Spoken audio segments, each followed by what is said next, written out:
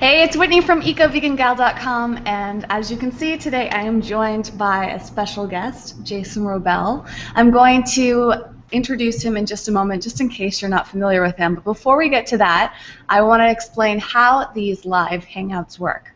So these happen every Saturday right here on YouTube, on Google+, completely live. You can tune in, and I always announce them about a day or two ahead of time on Google+, and Facebook and Twitter. And you can also watch the recordings on YouTube and the audio recording on SoundCloud. And the SoundCloud link will be linked in the YouTube description field below, usually between 24 to 48 hours after the recording has taken place. And the beauty of these live hangouts is that it gives you an opportunity to ask your questions live.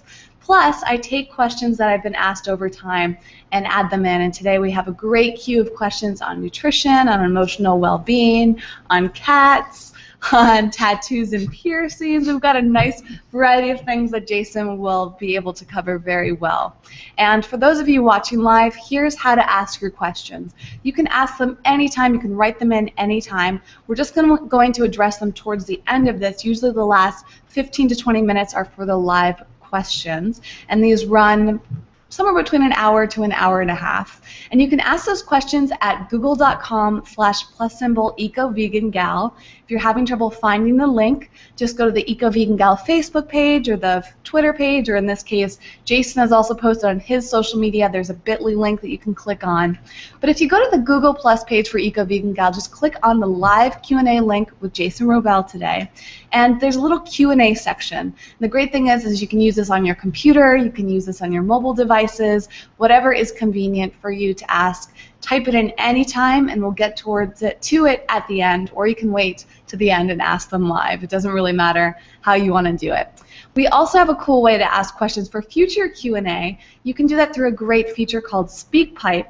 And today we actually have a SpeakPipe message from somebody, which is so neat. You get to hear their voice, and it just brings a whole new level to these questions. It's completely free. You just record your little voicemail question. It gets sent to me, and then I can play it. Just be sure to tell me if for some reason you don't want it played live, if you're not comfortable with that, and you just want me to listen privately and then to address your questions. And speaking of which, you can always ask questions anonymously. Just let me know if you're not comfortable having your name being announced, and I will not mention it in the Q&As.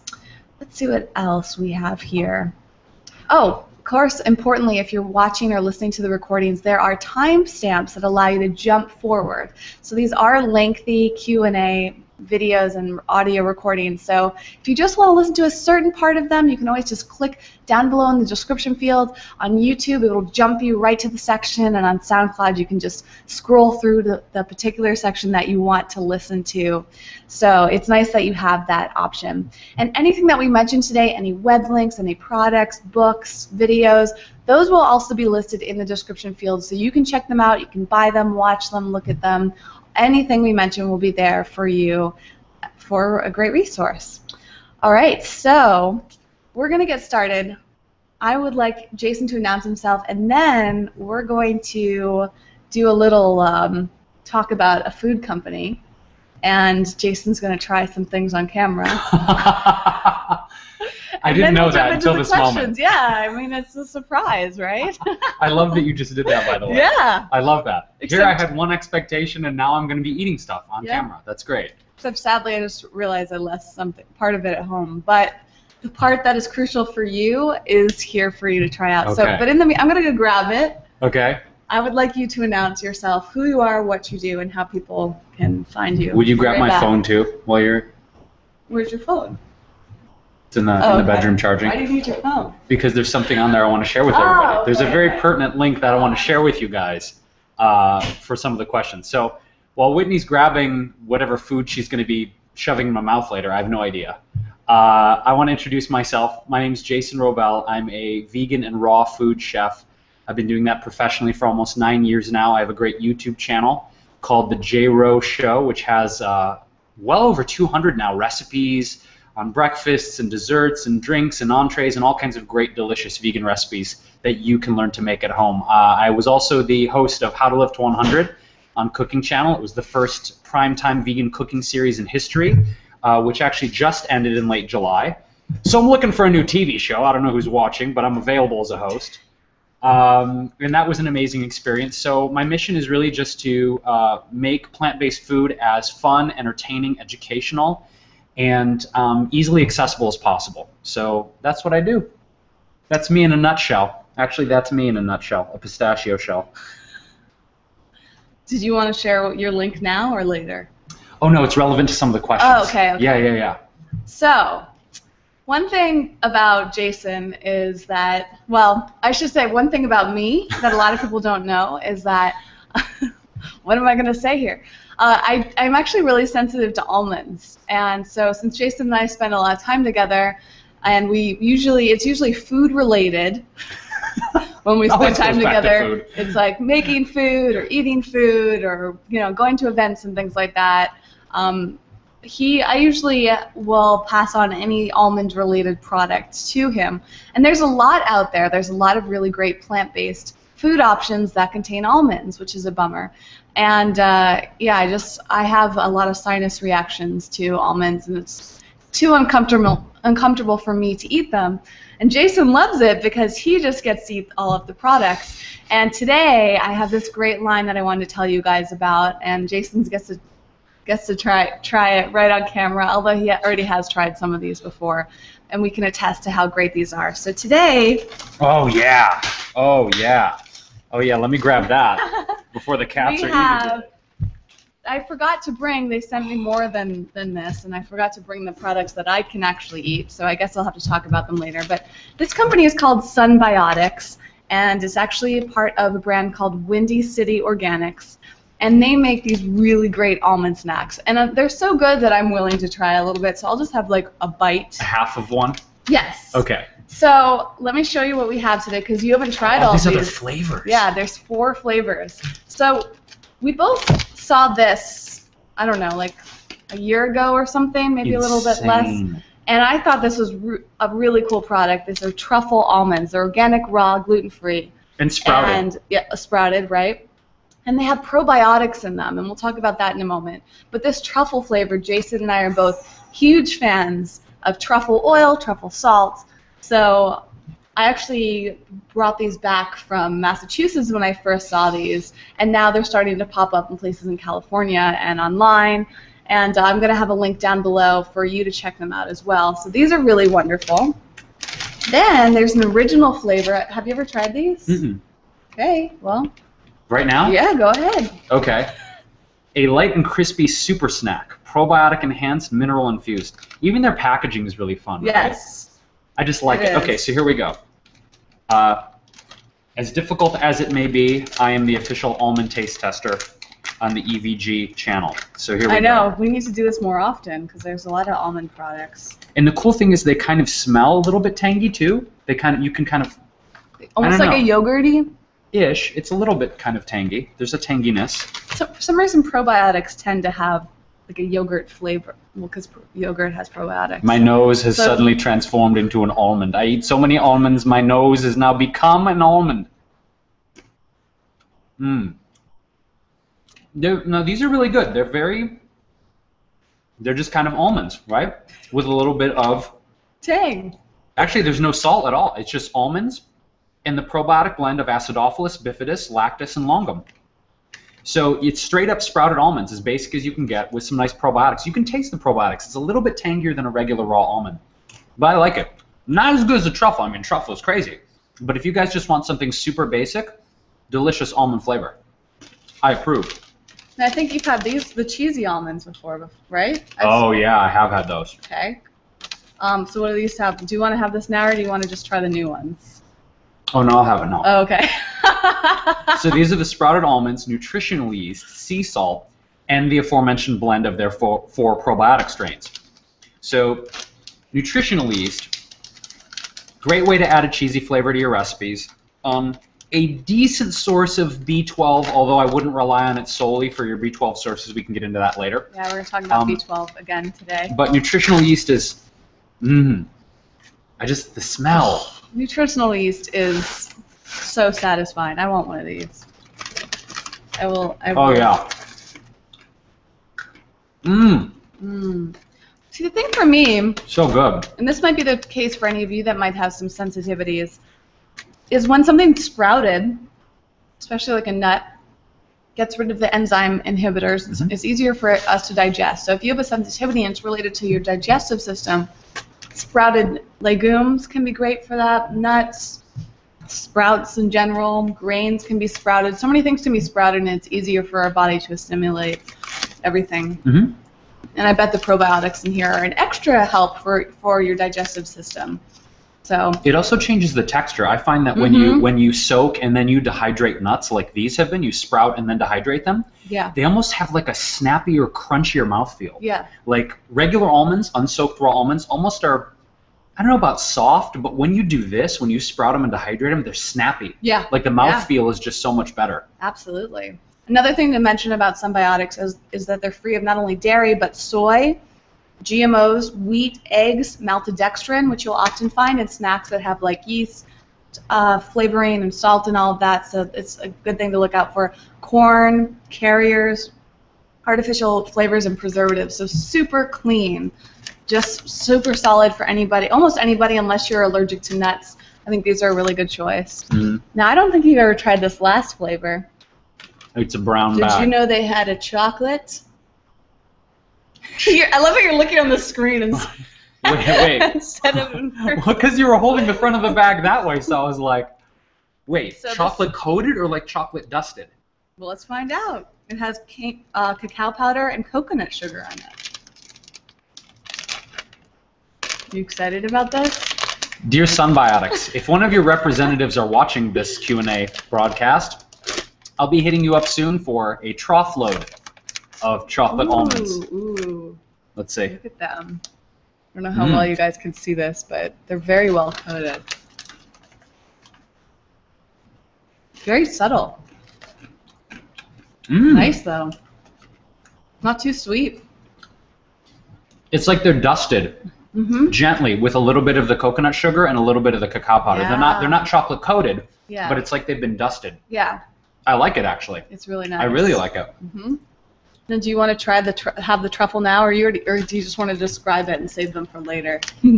I will save that for later, but basically, here's the thing. If you can get your hands on truffle salt, pretty much any savory dish, it will bring out this almost buttery, rich buttery undertone. It's not butter, obviously. Truffle is a mushroom that they infuse with the salt, but whether it's oil, in particular oil, or a truffle salt, it just has a rich kind of buttery, oily depth that potatoes, broccoli, any vegetable dish, or like cauliflower popcorn. Oh my God, yeah. It's next level. Cauliflower popcorn. Yeah, so if you guys can get your hands on truffle salt, I highly recommend experimenting with it to really just use in place of regular sea salt, because it's like next level. You'll never go back. It's kind of addiction status. Warning, you've had your fair warning with truffle salt. It's true. All right, well, okay. I was going to link to where you can get this, and it doesn't seem it doesn't seem to be working properly. That's all right. You take care of the technical stuff, and I'll sit here and eat almonds. Okay, never mind. I was going to put it up on the display, but it'll be in the I'll put it in the Google Plus area. And you'll also be able to see it when you're looking at the YouTube description field and the SoundCloud description field, where you can buy these Sunbiotics and try them out. We both obviously highly recommend them, even though I don't eat almonds. I love them. And next time I'll have to mention it. They actually have chocolate bars that are almond-free that also have probiotics in them, which is amazing. I don't think I've ever seen a vegan chocolate bar with probiotics in it, and those are really good. Just simple raw chocolate, organic chocolate with probiotics. And they're sweetened with yacon syrup, I think. Yes. Which is a prebiotic that feeds the probiotics. So the probiotics need something to eat themselves. What do they eat? They eat the yacon syrup. Pretty cool. Yeah, it's very cool. They also make their own probiotics. I don't know if you know that, but they sell the probiotic pill capsules. I haven't seen that. Cool. So you can take probiotics that way. I'm going to experiment with that and see how that makes me feel. I'm always looking for a good probiotic to take. And I feel like they're coming out with something else new. So maybe I'll hold off on all of the chocolate, because they're going to send me over the new stuff, and then I can give you guys the scoop on that. It's always fun. They're so nice too. Not only do I love companies that make great tasting products, clean products, but also when they have great people behind the brand, whether it's the owners or the people working. This is a good time to put your phone on silent. See, it's a great time to put my phone on silent. All right. Sorry about that, guys. Let's jump right into the questions today. Get down to it. And remember, anyone watching live, you can write in your question anytime. We will just be seeing it at the end, probably in about 45 minutes from now. And if for some reason you can't stick around to have your question answered, just ask us here, and then you can watch the recording or listen to the recording. And you can ask your question at google.com/+EcoVeganGal. I just want to remind you, if you're watching on YouTube, we cannot see your questions from there. It's only in the Q&A form on the Google Plus live Q&A. It's a little, I know, takes a few extra steps. It's not that hard, though. And if you just ask it on the event page, we can't see it. It has to be asked in the Q&A section. And if for some reason you put it in the wrong place and we miss it, I will definitely address it in the future. Jason just might not see it until he comes on again. That's okay. I'm hoping to get invited back. Who knows? I mean, well, this is like a trial basis to see if he works out. Okay. No pressure. All right. You ready to jump right into it? Let's do it. Let's do the questions. So we have 4 questions that are all very similar, and we'll start with, let's see, there's a couple that are extra similar. Well, I'm gonna read them all at once. Okay. For everyone to hear, because I think you're probably going to be able to relate to at least one part of one of these questions, if not all of them. And this is a topic that Jason and I are both very passionate about, and Jason has some really great insight, especially because of his recent personal experiences to share. So let's start with the first one. This is from Cindy, and Cindy asked, "It seems I have digestive issues when I eat most vegan foods, so I am sure I am not getting the proper nutrition. What can I do? I get really sick sometimes and it lasts all day." Carolyn asked, "I've been feeling very sluggish, fatigued." This might be a good time to... The cats are playing with their toys. I'll continue asking. Sorry. Thanks, Mom, for the gift, but not for the Q&As. The crinkly stuff doesn't work so well. Carolyn asked, "I've been feeling very sluggish, fatigued, and I've been getting migraines, feeling weak, and I've actually fallen asleep driving home on more than one occasion.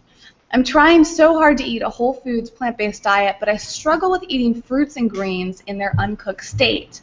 These symptoms are making it hard for me to stick to the diet part of the lifestyle. How can I take in more greens and fruit? P.S. My blender is terrible. It makes salad smoothies instead of green smoothies. They're chunky and so unappetizing. Help." Ebony asked, "I've been transitioning into being vegan with the odd slip-up. I'm a little concerned because for the last few weeks since I've stopped eating animal products, I've been incredibly tired. Is this part of the transition? How long will it last? All of the information online says they will have more energy or it's B12, which I'm supplementing. I've had 2 very active jobs, and I'm concerned that all I can think about is my next nap." I can understand that. Yeah, been there.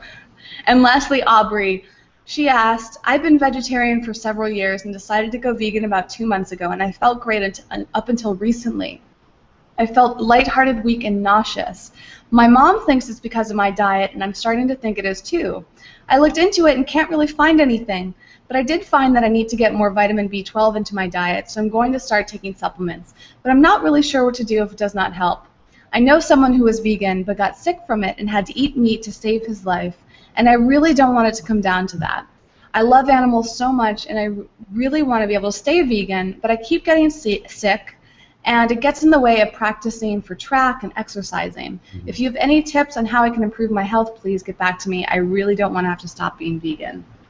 Wow. So let's go back over just the bullet points there. So we've got digestive issues, people concerned about not getting enough nutrition, people feeling sluggish, fatigued, having migraines, feeling weak, having trouble eating fruits, vegetables, and using their blender.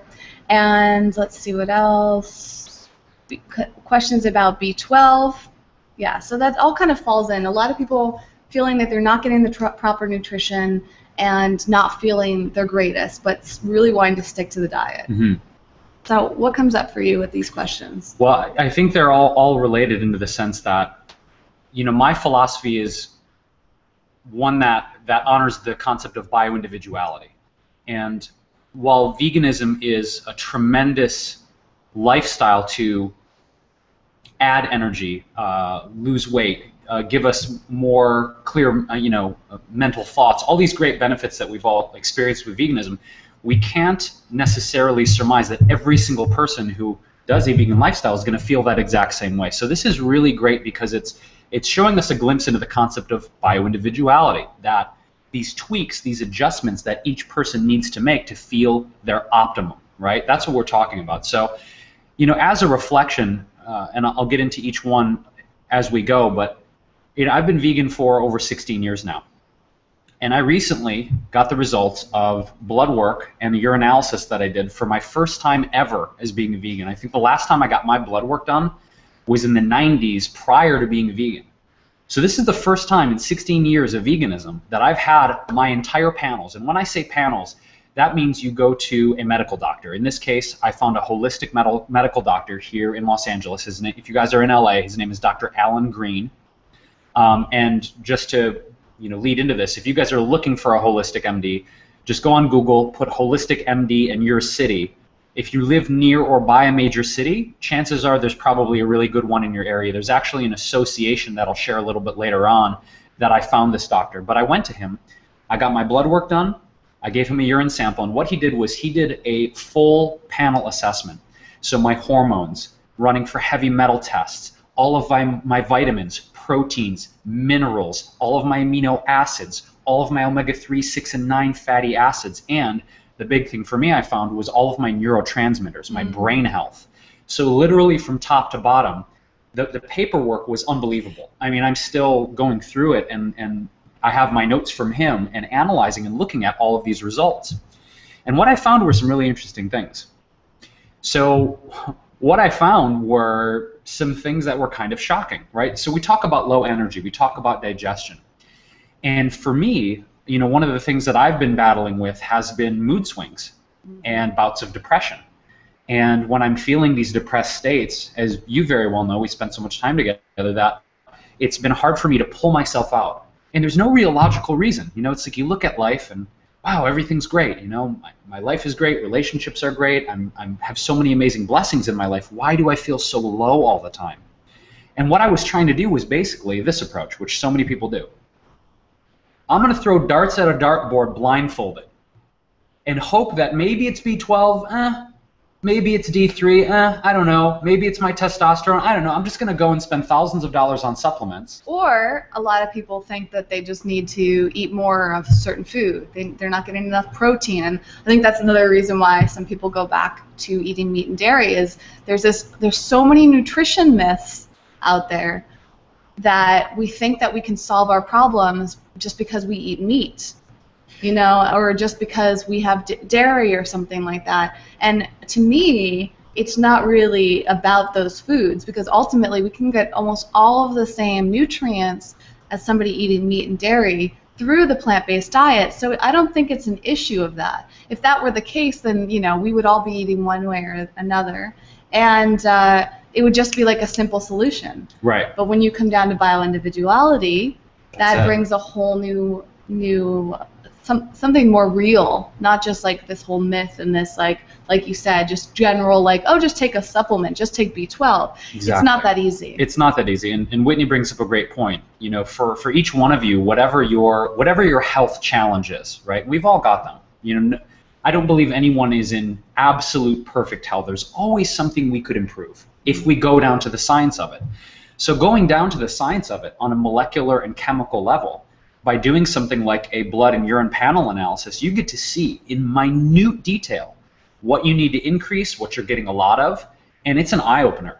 I mean, it is a massive eye-opener because for me, right, B12, awesome. The levels of B, really good. And do you take a B12 supplement? I do take a B12 supplement, yeah. How often? I usually take it 5 times a week. I take the weekends off. And do you know what the dosage is on it? Oh, God. I don't know what the milligrams are off the top of my head. I don't. Okay. But the point is this, you guys. I'll give you the summary to make this quick and relate back to the questions.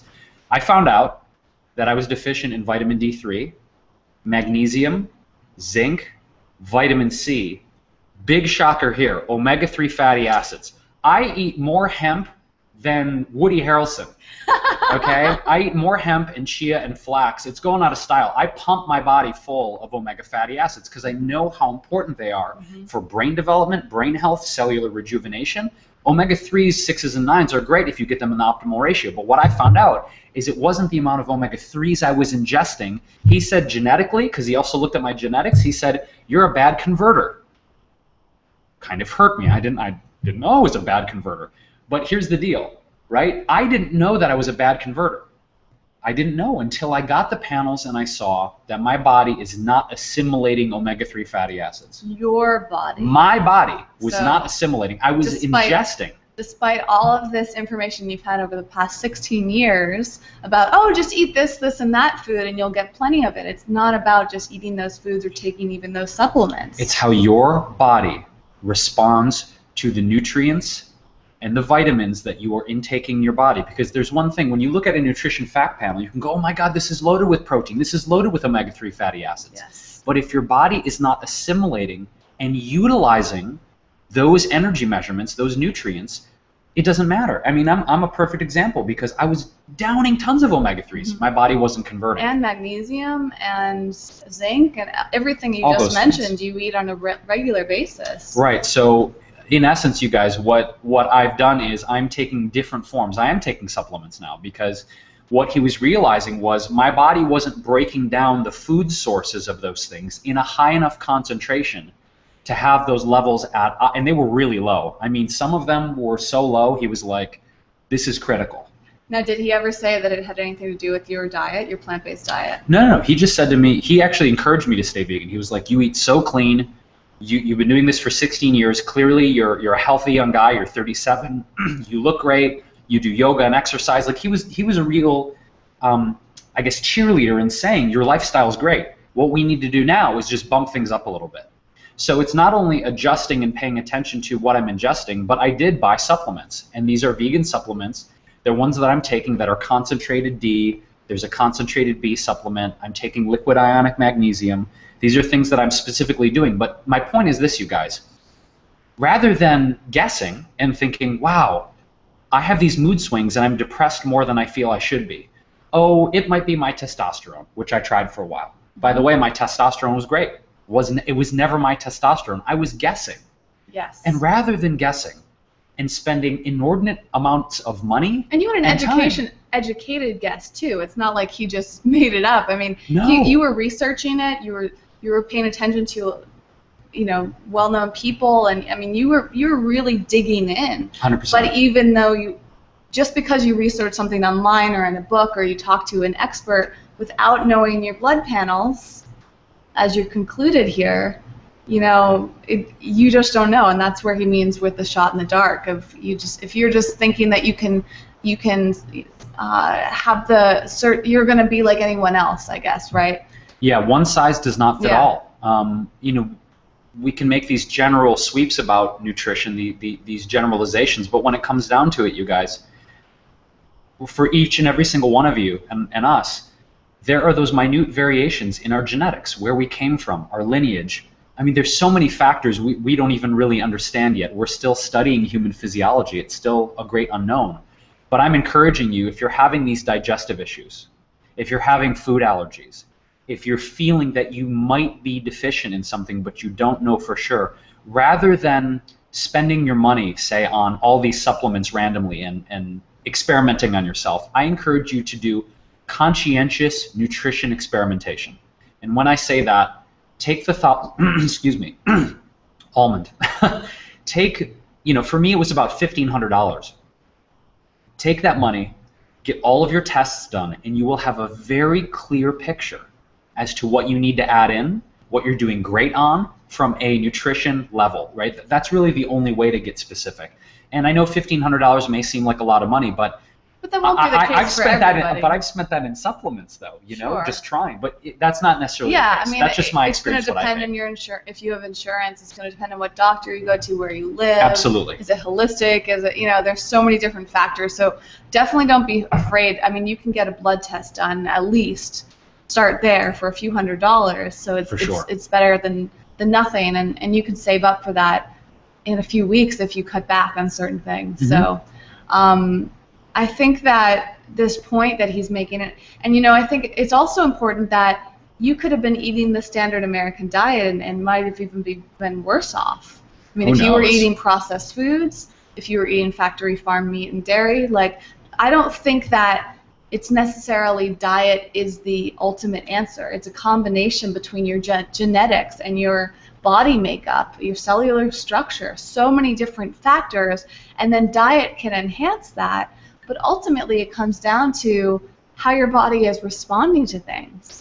And one thing that I've become really passionate about recently are food sensitivities and allergies, because I have those, and I've been learning so much about that. And actually what I've learned is that it's not even just food. It can be a combination of so many things. Our water.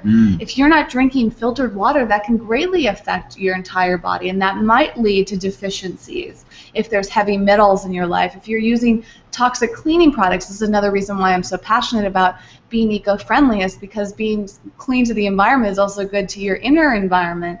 And if you're using toxic chemicals, if you're using too much plastic, if you're on and on, you're not filtering your air. It's just so many different things can affect us internally and lead to problems like that. And let's talk about stress too. Oh, sure. Because for me, like going back to the vitamin D, right, the stress response and some of those neurotransmitter chemicals I mentioned to you guys that I found out I was low in.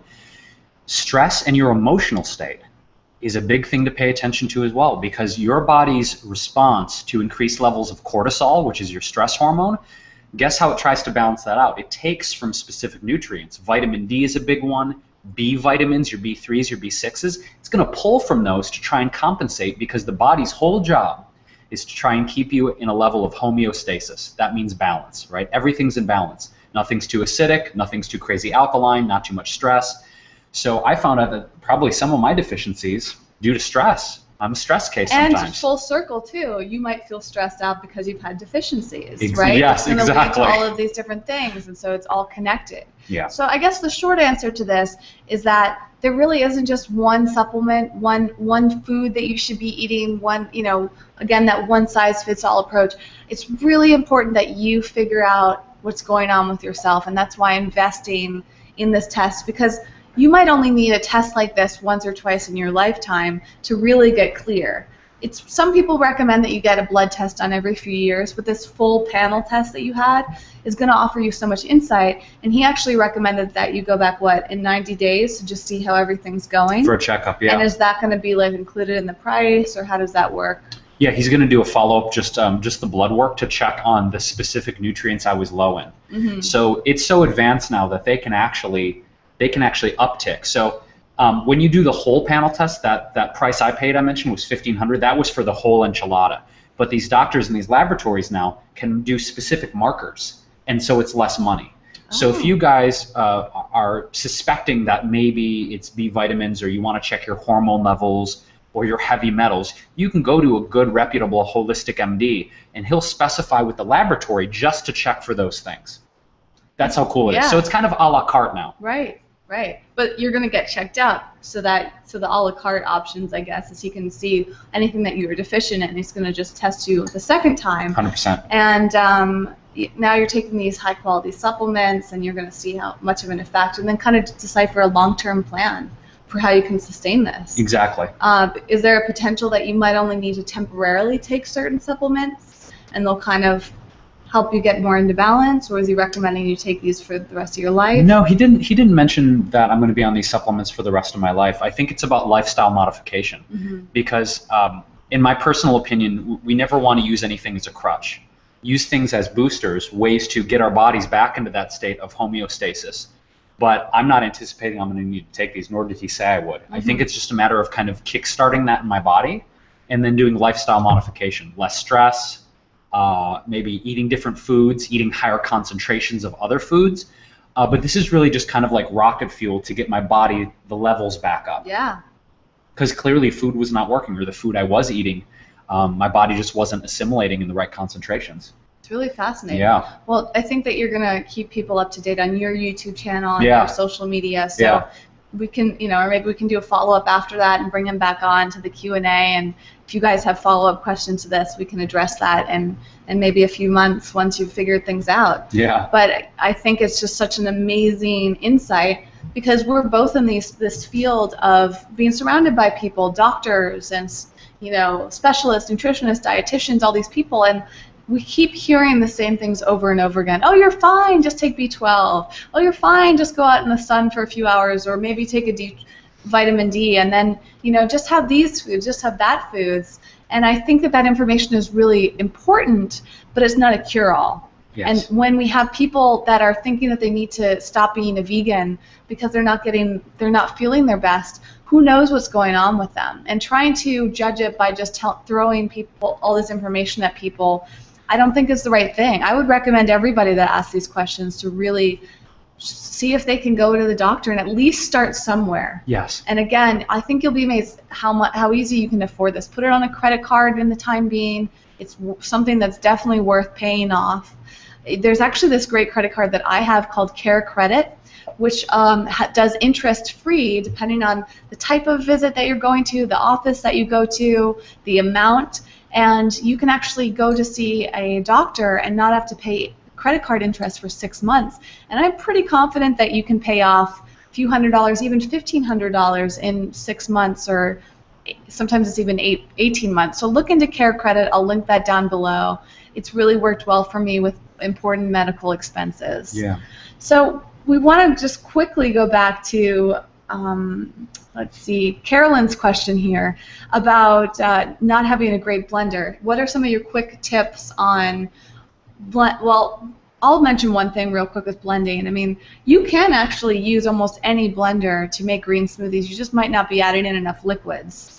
If you add enough liquid, it's going to puree at some point. I think the lower speed blenders, as opposed to the high speed blenders like Blendtec, which we use, the lower speed, less expensive blenders, they just need more liquid. And you need to put the liquid at the bottom of the jar, yes, and then add your greens on. And so the blades have the opportunity to grab something and then pull it in. Yes. So I would just suspect, Carolyn, if you're not adding enough water to it or juice to something. You can add orange juice or a variety of different juices to put into your green smoothies, and that actually helps with the flavor too. So that would be my big recommendation. Otherwise, with getting greens and fruits, what are some of your other favorite ways to take them into your lifestyle? Well, I just wanted to make a quick recommendation too, as far as an affordable way. If people are thinking of upgrading to a high-speed blender from a regular, say $50 blender, there are factory refurbished models that you guys can get. And I'll link to that below. Yeah. Blendtec, for instance, they have a whole line of factory reconditioned models that come with a full 7-year warranty. They're gently used and often can be like 40% less than the regular retail price. So if you guys want to check that out, if you're looking to upgrade but you're not ready to pay, $450, $500 for a brand new blender, you can get a factory refurbished model, and they even have sales on those throughout the year with free shipping. So check that out. I highly recommend Blendtec, and if you're looking to get something on a discount, check out the factory refurb models. Yeah, I just actually put it up. If you're watching live on Google+, it shows somewhere on the screen, there's a little section called the Showcase, and you can click right on there. That's a link. It's like, I think this one is $250. Yeah. And again, put it on your credit card. This is another investment. I'm not a huge fan of credit cards, except when it comes to your health. That's and true. It's like, if you need to invest it and pay a little bit of interest or something, because some people will just not buy something, and it'll go years. But if you have a credit card and you have the pressure of interest, you're going to want to save up for it and pay it off as fast as possible, and it helps you make more of a priority. Well, and it's the long-term investment too. Yeah, well, that's what I mean. But some people will have a long-term non-investment. And this was me too. I went years without having a high-speed blender because I kept thinking, I can't afford it. And in hindsight, $250, man, if you can just save $10, $20 a week, that adds up so fast, it'll just be a few months. Or put it on your wish list for the holidays or for a birthday. Ask somebody to help you pay for it. There are so many ways that you can get something like this into your life. And if that's going to help you eat more fruits and vegetables, it is so worth it, right? Perfect example. My mom has my original Blendtec, which I bought in 2005. So it's 9 years old. And my dad has a Vitamix that's probably, I think, older than I am. I'm not kidding. That's like from 1980. Oh, seriously, we're That's 1970. OG. I mean, it's crazy. It still works perfectly. So It's these amazing. things can last, you know, half of your life or most of your life, all of your life. They're really, really a phenomenal investment and a great tool for the kitchen. And, you know, for ways to get fruits and vegetables into your diet, you can make green juices with them, smoothies, sauces, dips. I don't know what he's getting. You can make soups. There's so much that these devices make. There's a reason why health lovers just are obsessed with them. But Jason's actually got another really inexpensive tool. I can't wait for you to mention this. All right, so this was a holiday gift from Whitney, and at first I was like, is this a baby velociraptor chop? What is this? Okay, so this is, I don't know exactly what the name of the device is because there's a few of them out there, but it's basically a salad chopper. I think that's what it's called. And what you do is you take your greens, right? You put all of your greens in a bowl, wash them first, please. You get your cucumbers, your bell peppers, your tomatoes. If you want to put a little fruit in, you put your nuts, your seeds. Everything can be whole. Careful with that. Sorry, yeah, that's right. You're way out of my face. Everything can be whole, okay? So, again, non-chopped. You put it in a bowl. And, Whitney, do you want to demonstrate? So I've got all my greens. I've got all my veggies in a bowl. Whole. Like Everything. whole lettuce, Uncut. whole tomato. And this is what you do. And then you just put this in and you go like this. And it actually chops your veggies up. So you can just throw everything into a bowl and have a salad with no cutting board and no special knives or anything. Super simple. No crazy cleanup, and you've got a salad, literally. You just shuck for about a minute and a half, and the whole salad's prepped. Yep. We love that. That Yeah. is such a fun way, too. And it's a very safe thing to use, too. The blades are not super sharp. So for kids, right? Kids to eat their greens and eat their veggies. And it's fun Awesome for kids, tool. yeah. Awesome Yeah. tool. There's so many great tools out there. I mean, making a trip to a place like Bed Bath & Beyond and just seeing, like, if something's getting in your way and you're looking for a shortcut, there's a product out there. And I don't normally recommend just buying a ton of stuff because it's a little wasteful, but if it's getting in your way, it makes a huge difference for you. So I think there are all sorts of creative ways. So another great way is you can get different powders. You can get powdered greens, and you can put them in your water while you're drinking it, or in your juice, or your smoothies. There's just so many convenient ways to get them, but really nothing beats just fresh fruits and vegetables in your salads and smoothies and green juices and soups and various dishes. Just getting more creative with your meals and trying things, giving them a chance.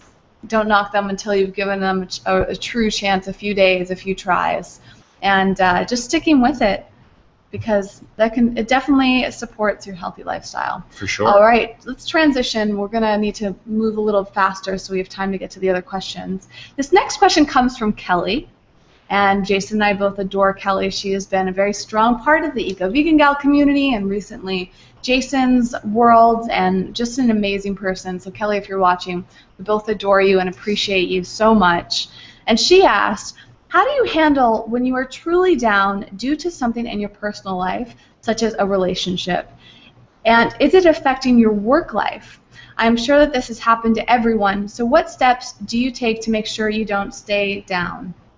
Now, you've touched upon this a little bit, talking about your nutrition and how you were low in some things, and that was causing stress, that was causing depression, it's causing all sorts of emotion. So we've already kind of covered it from that point and the importance of not being stressed out, but do you have any other tips that how you keep yourself up when you're not feeling great? There's a few, and on the more emotional, spiritual side of things, yes. There's a mantra that a therapist a few years back gave to me, and I believe it comes from Louise Hay. And whenever I feel myself kind of spinning out into negativity, or feeling down, as you say, Kelly, the mantra is like this. It goes, all is well, everything is happening for my highest good. Out of this experience, only good will come. I am safe. Right? And for whatever reason, that deeply resonated with me. If I look back on my life, all the moments where I thought, literally, like, this is horrific, whatever it was, breakup, pet dying, family member dying, an accident, something that I experienced, where I felt like my world was crumbling around me. We all know that feeling of everything is done. My world is crumbling. Yet we survived. Right? So if you're watching this, you clearly had survived that moment. So as a reflection of my own life, thinking about those life-ending moments that I thought and felt were life-ending in the moment. Not only surviving those, but transcending those, healing from them, and becoming a stronger, more conscious, more loving person as a result.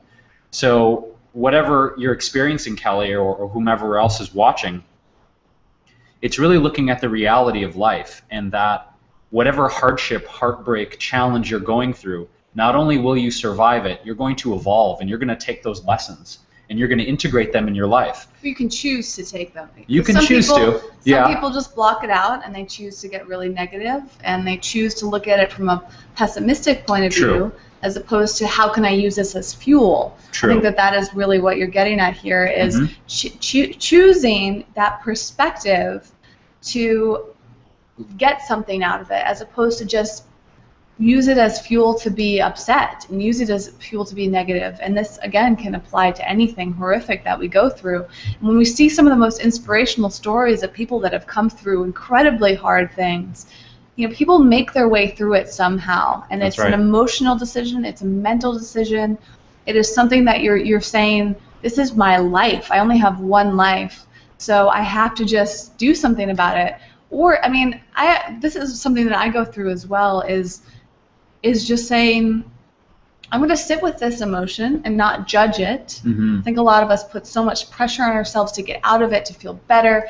Oh my gosh, like now, sometimes we get depressed about being depressed, or upset about being beat upset, ourselves up, and it just gets worse. So if you can just sit with it and say, hey, we're just going to sit here together, you and your emotions, and just wait till it's over. Just ride it out. And then just kind of encouraging your inner self to get through it and get over it and be okay with it, and not being in a rush, not judging how long it takes, but really just allowing yourself to move through it at whatever it takes, but know that you're going to get through it in a positive way, I think is really important. Absolutely. It is a decision. Thank you for mentioning that, Whitney. It's an absolute choice of how you're going to handle what comes at you, because it's like, you know, my own personal belief is you know, you can't control the cards you're dealt necessarily, but you're going to control how you play with them. Oh, yeah. Absolutely. Right? And lastly, I'll say that food is always great, too. I mean, eating high-quality food can make a massive difference, and getting enough sleep. So sometimes when I'm upset, I'll just take a nap, or I'll make sure I get enough sleep that night, because that could cause a major issue. If you're having trouble sleeping, I know that can be challenging. So that's where just being relaxed, taking a bath, lighting candles, exercising is great, yoga, meditation, whatever you can do if you need to go for a run, and maybe taking like an herbal tea that has herbs in it that can help you sleep and relax you. There's plenty out there that can be really strong. And you know, obviously things like chocolate and unrefined sweets and that are comforting can be nice. But I do want to point out that sometimes we go towards food, and one of the most enlightening things I've ever heard is that that's because our body cannot digest and process emotions, hard emotions at the same time. So because digestion takes so much up in our system, it is thought that we often will go to comfort foods because they're challenging for our body to digest, and it kind of distracts us from feeling emotions. I forget where I heard that, but I've heard it too. I thought that was so fascinating. So food might not be the fastest way to recover, because if you keep pushing something away, it's just going to linger. But if you're eating foods that are actually going to be beneficial to your body, and you're only eating a little bit about them and not overstressing yourself, then I think that those can work. But you kind of have to make sure that you do both at once. All right, moving on to the next question. Ashley asked, do you have any tips on how to handle formal events that have specific meal plans? In the next couple months, I have a lot of conferences and weddings out of town that will have sit-down meals. For a party or an event at work, I always bring my own food, but I'm not sure how to best cope when that's not an option. The last wedding I went to was a mess. I tried to eat right before the meal, but it was a long night and I still got hungry and ended up eating a plain salad with no dressing since there were no other options.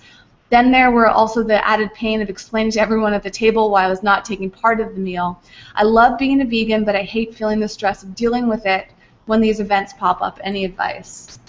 Well, number one, let's address, I think that she has been doing the right thing. She's been eating ahead of time, which is what I would do. Good, very good. Bringing your own food, another great tip, right?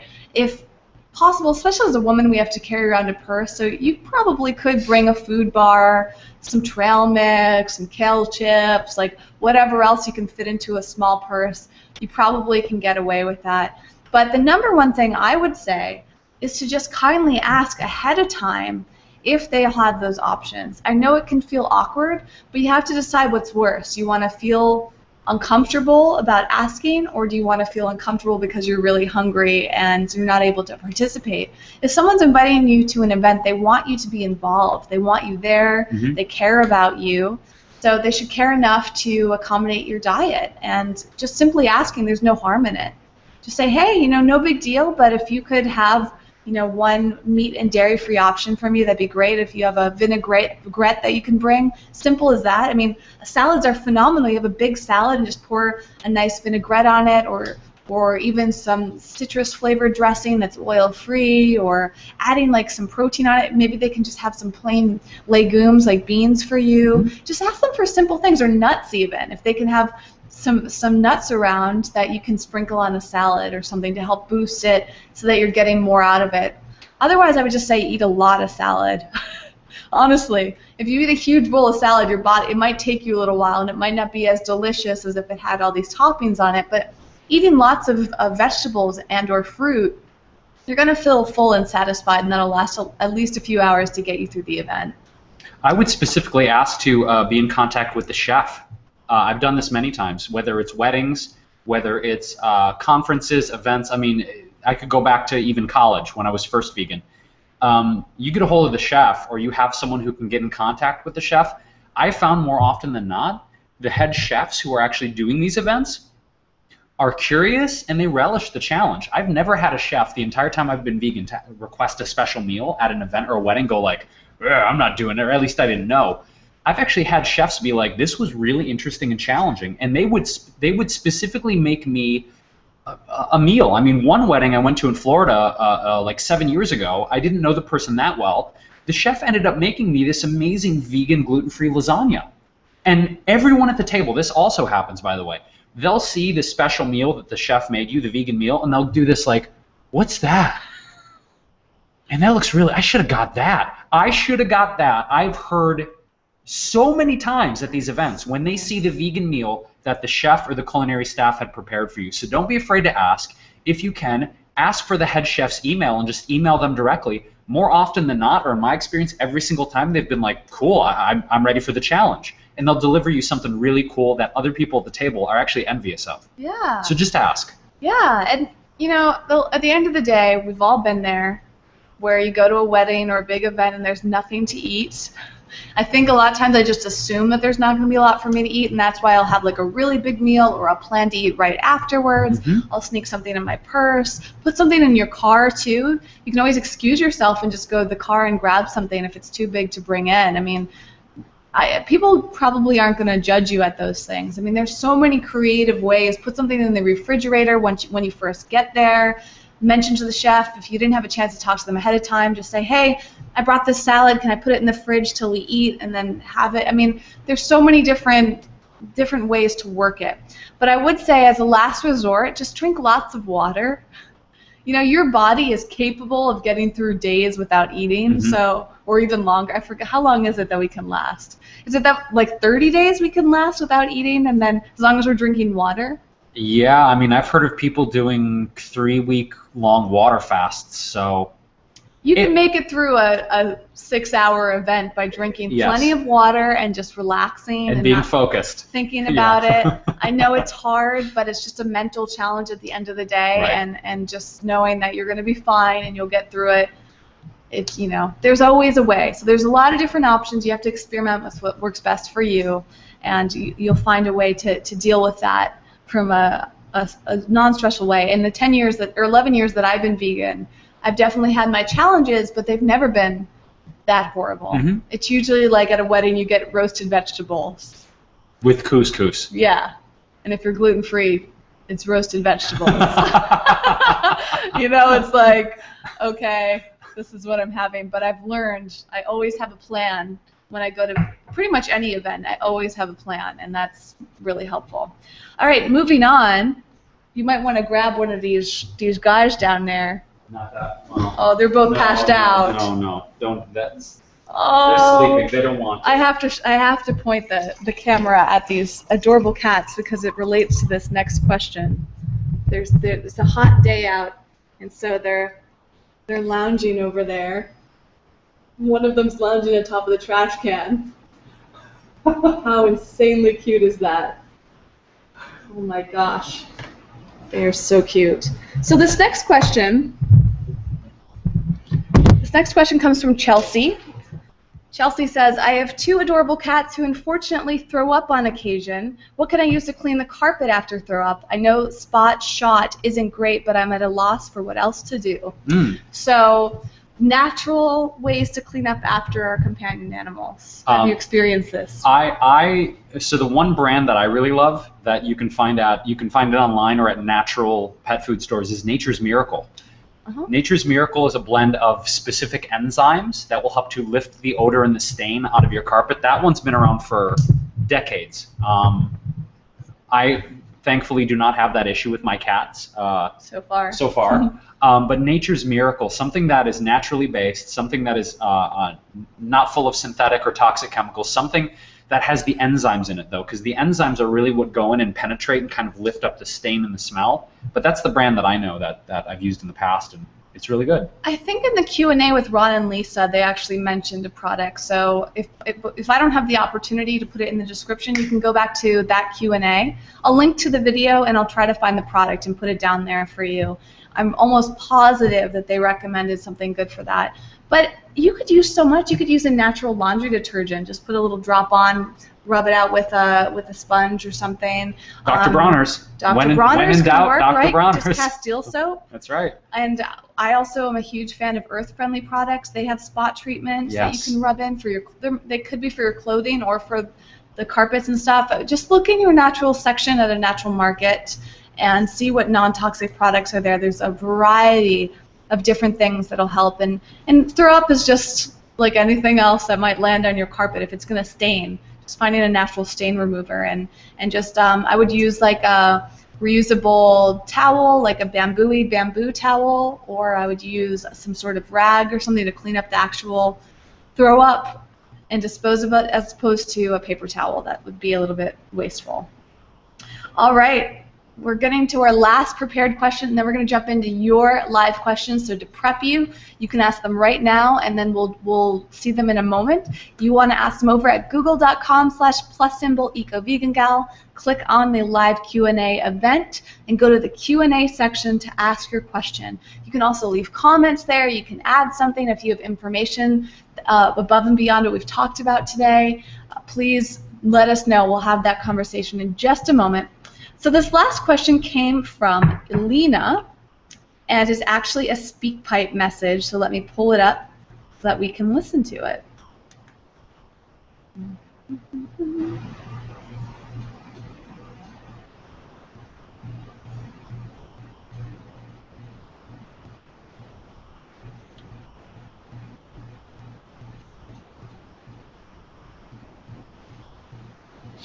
Hi, I'm Elena, and I pretty much feel like I'm the only one doing that SpeakPipe thing, but who cares?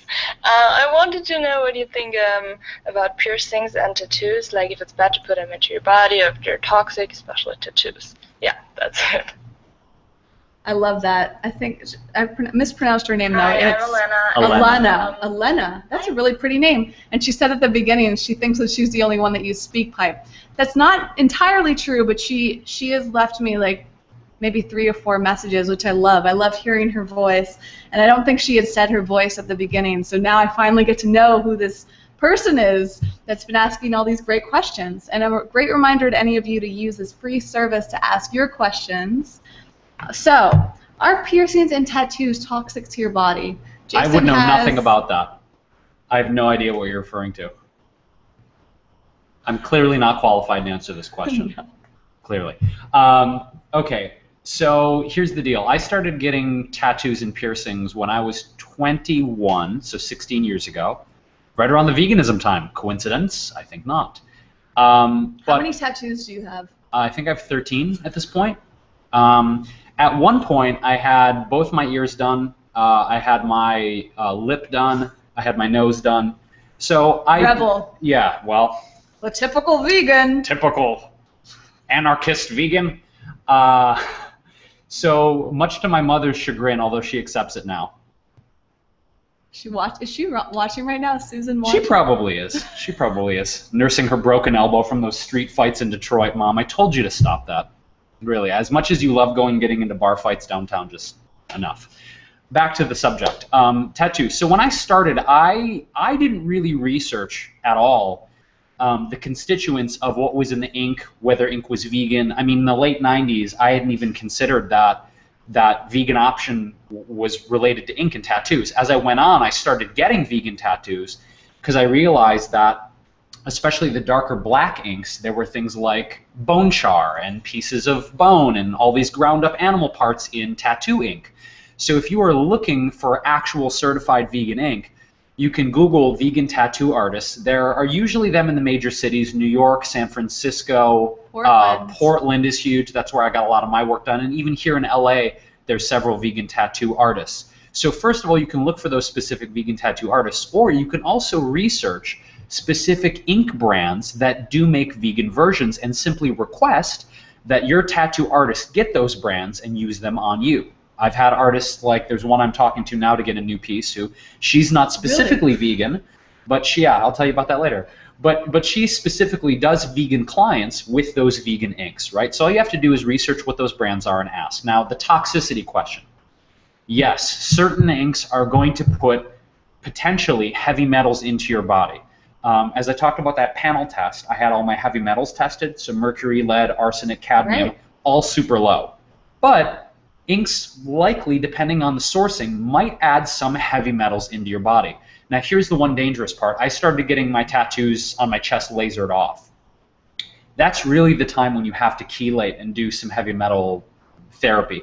So getting the laser on your tattoos, what it does is it's breaking up the ink on a molecular level in your epidermis, and it's actually being reabsorbed by your body. So if you're thinking about getting your tattoos lasered, from the research I've seen, that's when you really need to pay attention to the heavy metals and make sure you chelate, make sure you do infrared sauna therapy. So chelation is a method where it's going to pull the heavy metals from your tissues in your bloodstream so that you can properly flush them out of your system. Chelation is not the flushing. Chelation is simply pulling the heavy metals so you can flush them out. So you want to chelate with things like chlorella, cilantro, a lot of dark leafy greens are good for that. But then you want to do things like sauna, infrared sauna therapy, tons of water, things like shilajit, things like fulvic acid. That helps you flush out the heavy metals. So if you're thinking about getting tattoos, that's probably okay if you're using a high quality ink. If you're getting them lasered, that's when you really want to pay attention to paying attention to getting the toxicity out of your body. Now, piercings real quick. There's a whole thing in Chinese medicine and in different healing modalities that talk about our energetic meridians. And these are points of our body that are concentrations of energy. I have heard that it can disrupt your meridians if you do get piercings. All right, so since I have my ears pierced and I still have them gauged, I've probably thrown off my body's energetic meridians a little bit. Interesting. That's a little more esoteric conversation. I don't want to get into that because I don't feel qualified to discuss that. But I have heard from different practitioners that piercings can disrupt your energy meridians, and they need to be rebalanced. So I wonder if you can get piercings based on your meridians. Maybe. Potentially. Potentially. But I guess you're taking out a piece of your body. You Even are if it's a little piece. You are taking out a piece of your body, and at this point, you know, if I want to get my ears closed up all the way, as you guys can kind of see through them, I would need to get them stitched up, right? But they used to be a lot bigger. I used to be able to stick my whole finger through my ear. Kind of weird. But yeah, so energetically, it can throw off potentially, you know, your body's energy rhythms. And we should mention that what you're putting in there, you got to pay attention to the metals that you're putting on, on your skin too. Yeah. I mean, Have you ever put some, women especially, I've worn earrings in the past that would like stain my earlobes, or you put rings on or something like that. The metals that we have on our skin for hours and hours every day. Yeah, I would recommend. I need to look more into that, actually. I love earrings. The cleanest that I've seen, as far as the piercings that I used to do and talking to piercers, is you can get medical grade stainless steel. Medical grade. And there's actually a specific classification that they use this same metal for implants in people's bodies. So but even stainless steel, I mean, that has a lot of heavy metals in it, and if you have a sensitivity... That's true. You know, I'm starting to learn a lot about how stainless steel affects our sensitivities and can cause all sorts of problems, so... But could you get wooden? Oh, right? I mean, what I used to do, guys, is I would get stone. Actually, I would get actual whole gemstones like raw ruby, amethyst, labradorite. So you can get natural ones. Like I had organic coconut ones, which was very cool. So if you don't want to do metal, like I did, I had organic coconut ones. I had raw rubies. I had amethyst. I had some pretty cool ones that you can get from a natural source. So you can actually eschew metal piercings altogether. Interesting. I need to look more into this for the ladies. Well, thank you for that perspective. All right, you ready to see questions? Let's do it. These are the live ones, right? Yeah, the ones we got today. live questions. Cool. So one reminder to everyone: if you want to ask a question, now is the time. We'll just take our time answering them, but we'll probably do them for 15 to 20 minutes. We'll give you quick answers to them since they're off the top of our heads, and you can ask them at google.com/+ecovegangal. Go to the live Q&A event and click there and then go into the Q&A sections. If you're watching on YouTube, we cannot see a question if you ask it in the comment section. And if you're just commenting on the Q&A event page, we can't see that. It has to be in the Q&A app, which is accessible, or yeah, it's an app within the page, which is accessible through your computer, through mobile devices as well. So if for some reason you can't get to that, just add it in, and I'll get to it as soon as possible. Jason just might not be able to see it. If it's juicy enough, she'll tell me. Yeah, I will. She will. Yeah. Okay. Let's see what we have here today. Ooh, wow. All right. All right. Ready to get down to this? Let's start with Hannah. I have been unemployed for 2 years. I've been trying to set up my own eco-friendly business, but has not been getting any customers.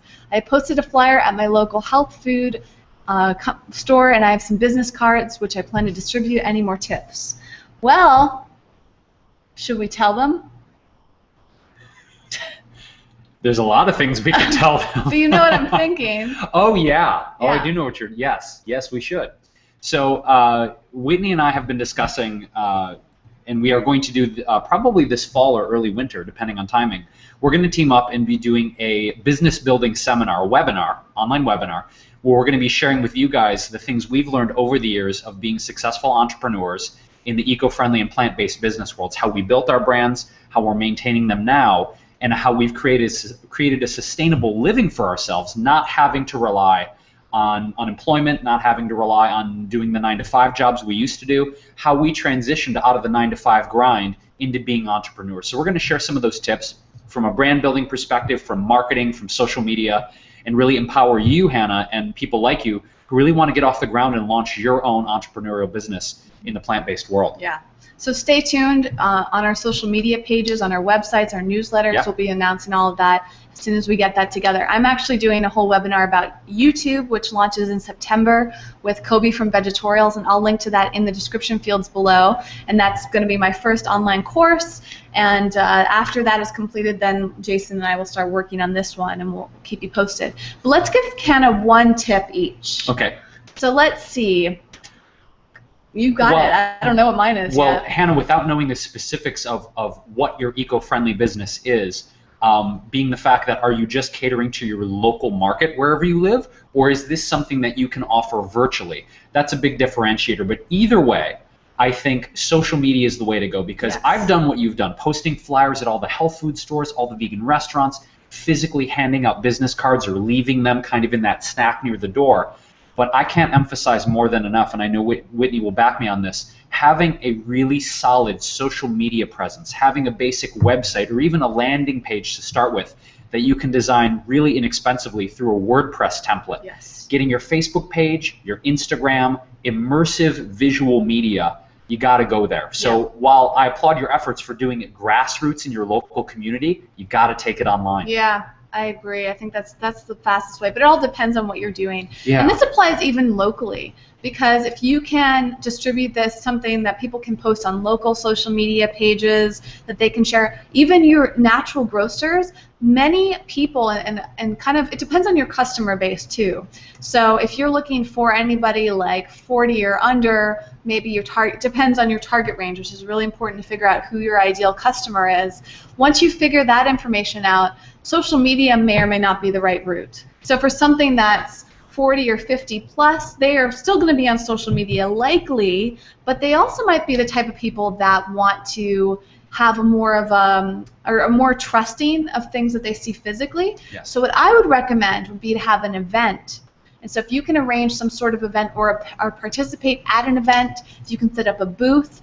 Almost every small town, my small town, I grew up in an insanely small town in Massachusetts, and we have a weekly farmers market. You can go to the farmers market, have a booth there. You can go there and just interact with people. Those are going to be probably a better way to connect with people. So social media, online, having a website, or in person, it's all about creating that connection so that you can have that one-on-one opportunity to express who you are, what you do, and how you can benefit those people.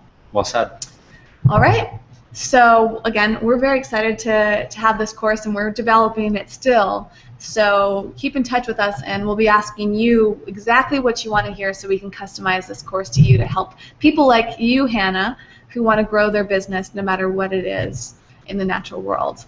And real quick, Fifi, I think is the name, she just wanted to mention that arnica is a great way to help with a broken elbow. That's my mom. Oh, wait, that is your mom? That's just, she's got a strange handle. Why is it say that? Because she's just.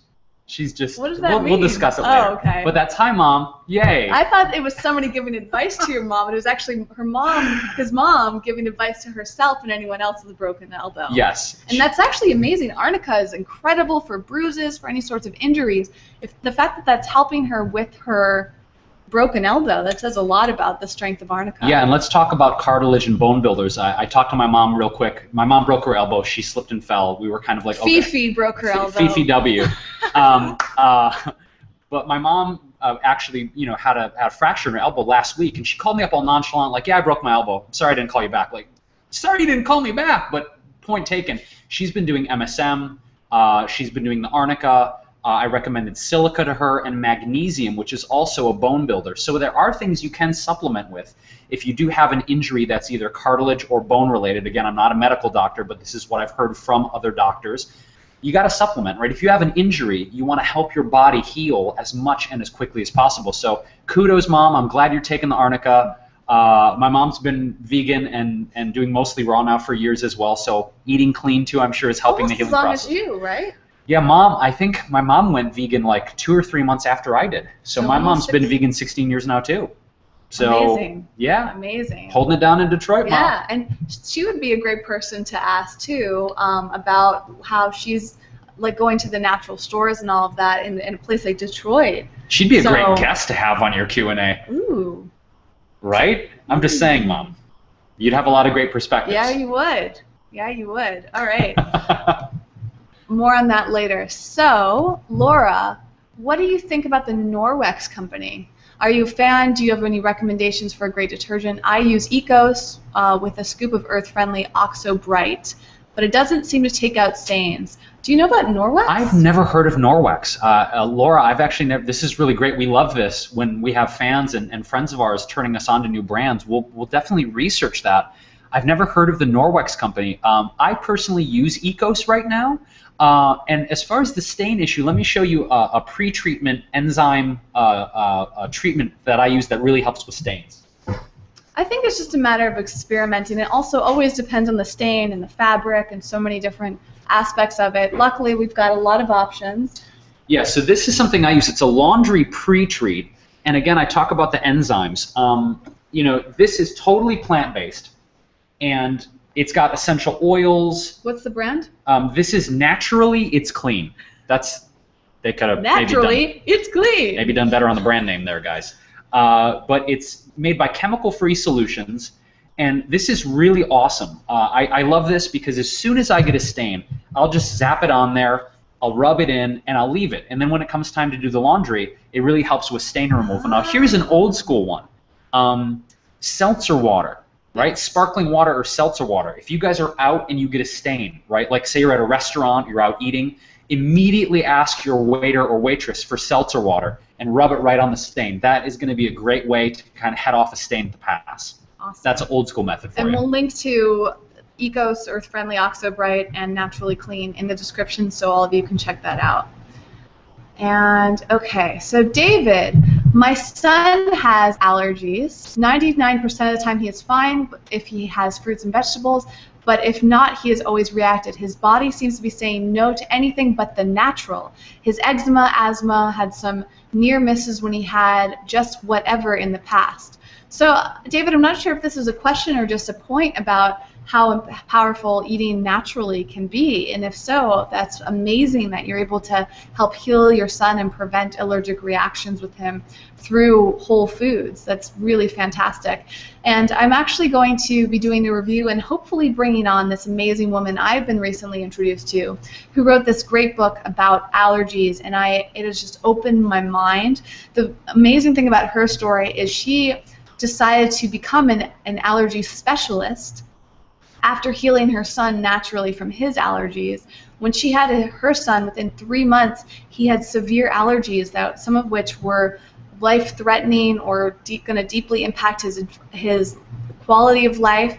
And doctors were telling her she had to do all these drugs and all these crazy things, and she researched it and was able to heal her son completely naturally from his diet and all sorts of natural remedies and all of that. So I can't wait to share that information. Please stay tuned, David. I would love to expose you to that, and maybe that can help you out with working with your son through any of his sensitivities. And props to you for exploring all the natural ways to do that. That's really amazing. Okay. And Laura just wanted to thank us for answering the question. You're welcome, Laura. Our pleasure. And Nikos had a nice comment as well. We were both super. Keep going. Thank you, Nikos. Thank you. And Laura asked another question. What would you recommend for sleep? I've had to use Benadryl sometimes. Melatonin and organic nighty-night tea isn't working. I work midnights. I still work out. I don't drink coffee. Thought about using essential oils, but do you have any other ideas?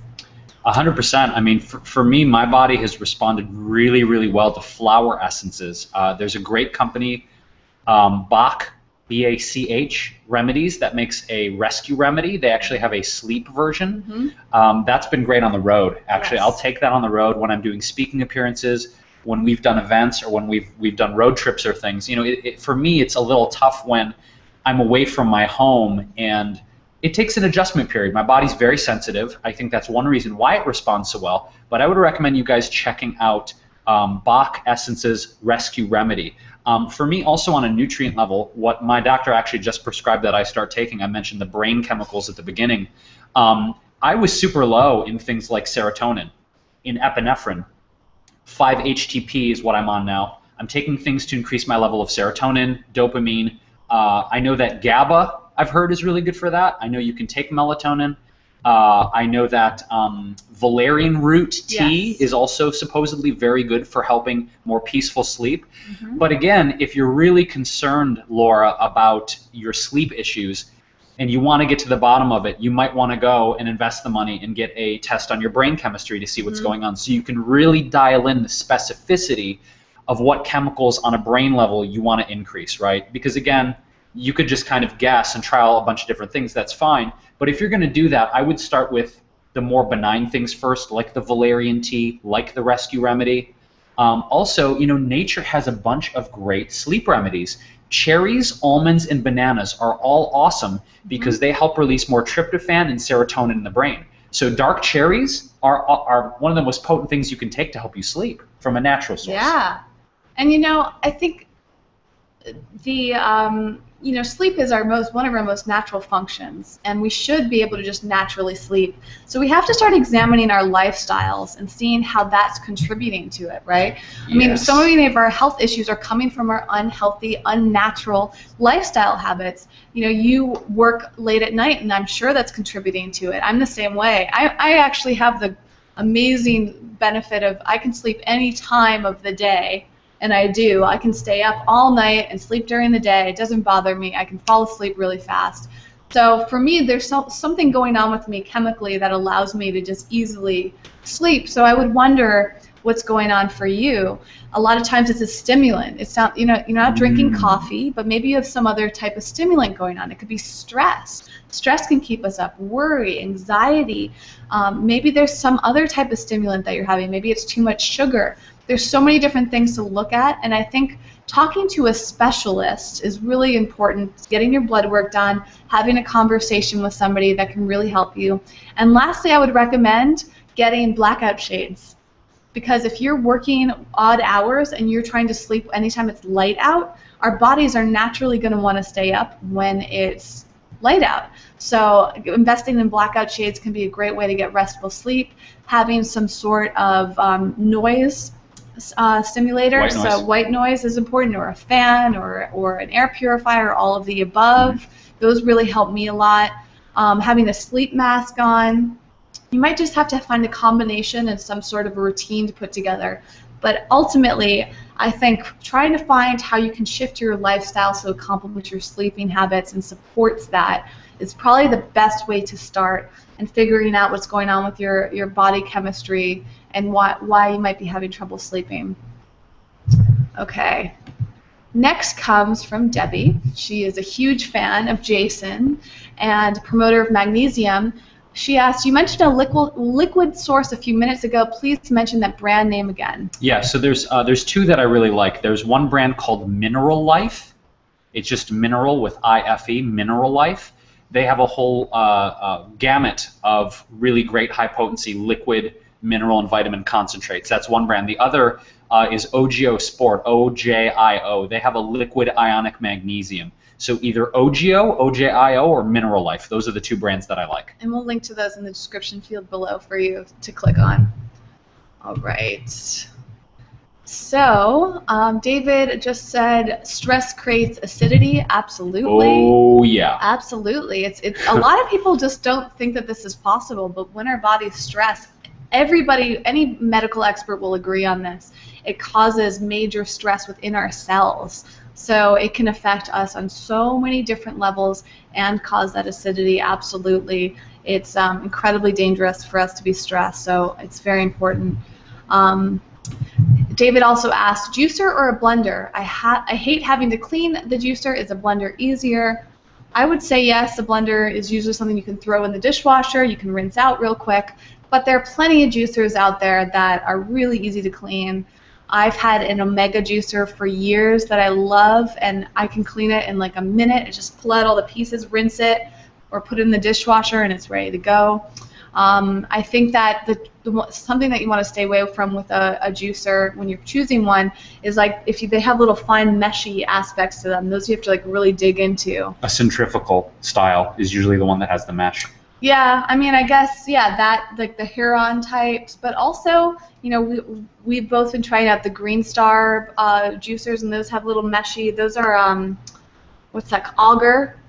So it really depends. You want to examine it, see what the reviews say about it, but I say if you find one that has bigger mesh that the fibers of your fruits and vegetables don't get stuck in, and there's a lot of great resources out there that will tell you how easy it is to clean certain things, and I think it's worth it.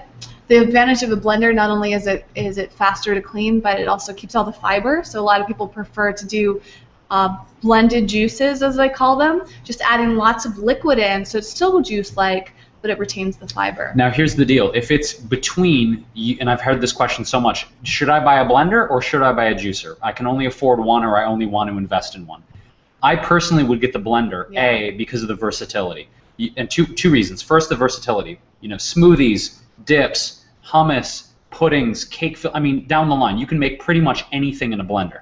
And if you do want to make a juice, dig this. You could theoretically put all of the material in there at a low speed, and then you could take a fine mesh strainer or a nut milk bag, pour the pulp through, yep. and catch it through. So essentially, you can transform your blender into a pseudo juicer. Yeah.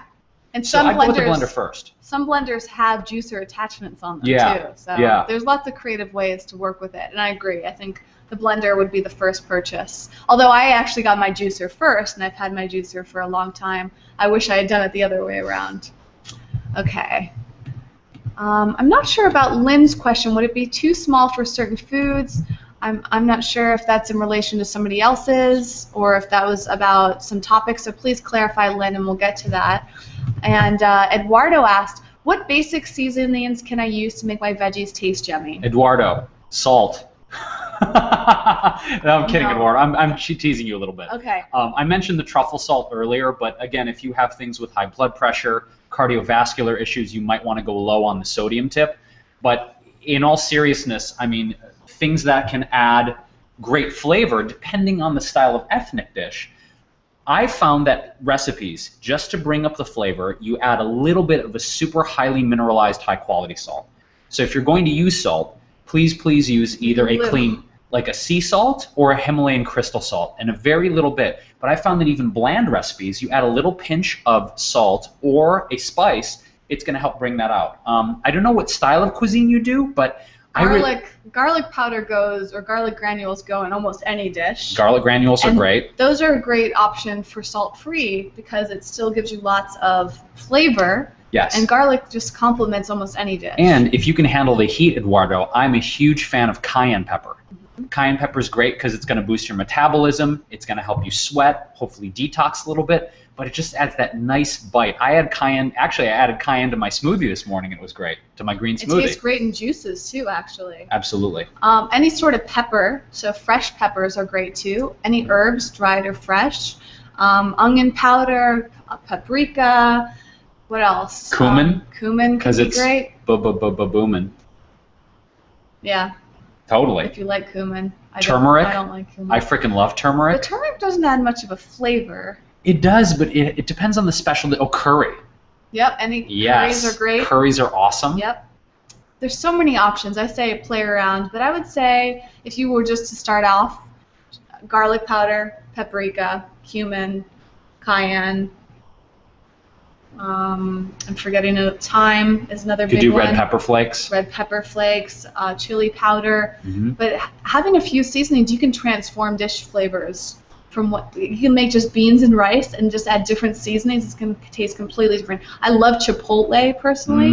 I love the smoky and spiciness of it, and that just like I literally will just put chipotle powder on rice, and it's like, wow, this is incredible. Or lettuce or a salad or something. Yeah. And also nutritional yeast is great too. That's a great flavor enhancer, and that's another alternative to using salt as well. But one other big tip I would say is to try to find your spices in bulk. If you go to most natural markets, you can just get small amounts, like a tablespoon of a seasoning to see if you use it. A lot of people will, get the big good jars of spices, and then they actually expire. And or people will avoid buying spices because they don't want to get too much or it's too expensive. So look for the bulk sections and just get small amounts to play around with, and that'll save you money too. Okay. Debbie is adding that the healthiest hours for our body to sleep is between 10 p.m. and 2 a.m. I've heard it is the only time our bodies make melatonin. Shift work is really hard on our bodies. Yeah, I've read a lot of different things about this, and I also feel like it depends on so many different factors, and that's where the blackout shades really come in, because your body is looking for that darkness. 100%. Just a couple on that point. I agree with Whitney 100%. If you can sleep in as complete darkness as possible, that does help with your brain chemistry. The other big thing that I learned too is if you can unplug your Wi-Fi, any computers, if you can unplug everything, ideally, all your major appliances except for your fridge, everything is emitting a small amount of EMFs, but your Wi-Fi and your cell phone must be off or on airplane mode when you sleep, because your body's getting bombarded with that. It's a stimulant. So blackout shades, I got mine for like $60 at IKEA, super inexpensive. I unplug my Wi-Fi, the phone is on airplane mode, it's away from the bed. These are key things. Now, your body has a natural, they call them circadian rhythms, and each person's are going to be a little bit different. Some of the naturalists do say that, hey, if we're in our natural state and we're in the wilderness, we're going to sleep when the sun goes down, right? I mean, when I was in Costa Rica for the first time 8 years ago, we had no electricity. Like I was in the middle of the rainforest, you know, doing things with friends, and when it was dark, if we didn't want to go out with our flashlights, we just went to bed, right? It's 8 o'clock, 9 o'clock, we're in bed. But here in the modern world, it's a little more challenging to do when we have work duties, we have families. I think it's up to you, much like Whitney's done and I've done, you find your natural circadian rhythms. For me, I find if I'm out by like midnight, 1 a.m., that's when I feel the best. I wake up around 8 o'clock, that's my optimal time period. I found that for me. But it's really, Debbie, about, I think, you experimenting and finding out what your natural rhythms are and taking those protocols to try and create a sleep sanctuary for yourself. Yeah. I've personally, I've experimented so much with my sleep schedule because I am much more alert in the middle of the night for whatever reason, and I've tried shifting that, and I'm always experimenting with sleep. I personally find that I'll have plenty of energy and feel healthy as long as I'm not getting sick or feeling stressed. As long as I have energy, to me that's important, and it shows that I'm doing well. And I honestly find that I can sleep any time of the day as long as it's quiet and it's dark and I'm getting the solid amount of sleep that I need uninterrupted. So for me, the timing has never really mattered. It's just like I need that, when I sleep, it's got to be solid on all those different levels. But it doesn't really matter what time I go to bed. I haven't found that it's impacted my health, but maybe it is and I don't realize it. If there was a way to test that, I would love to know. All right, we're going to answer a few more questions and then move on. Debbie says, thanks for the airplane mode tip. Oh, that's so great, Debbie. Yeah. Knowing that about your cell phone and all of that, you definitely want to turn that off. If we use our cell phones as alarms, it's so important. And actually, in one of my videos that I did with Ron and Lisa Beres, if you go back to Extreme Healthy Home Makeover, I think is what it's called, they talk all about that, and they talk about EMFs and the importance of it. If you just do a search for Eco Vegan Gal, Ron and Lisa, any of the videos I've done with them, they've touched upon this subject. And you can actually go to their website and they'll elaborate even further. They're a really good resource for that. She had a second question I just want to finish. She said Blendtec or Vitamix? Blendtec. Blendtec. Go for it. It's more powerful. The warranty is long. I've had my mom's last 9 years. I've owned both. I'm not going to get into it. That's a whole other separate video. But I would go with Blendtec. It's easier to clean. It's more powerful. I like their technology better. So my recommendation is Blendtec.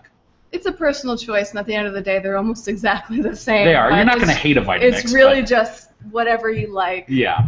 But we're both fans of Blendtec. True. Okay, Casey asked, how do you incorporate mental/cognitive self-care with an eco-vegan perspective? For example, meditation, therapy, activities, all of that. You know, mental and self-care is one of the most eco-vegan things you can do because you're just on your own with your own thoughts and just trying to let everything else in the world go by the wayside. Meditate. Jason has a really strong meditation practice. I have yet to commit to that, but just being, using that to enhance your entire life is so important, I think.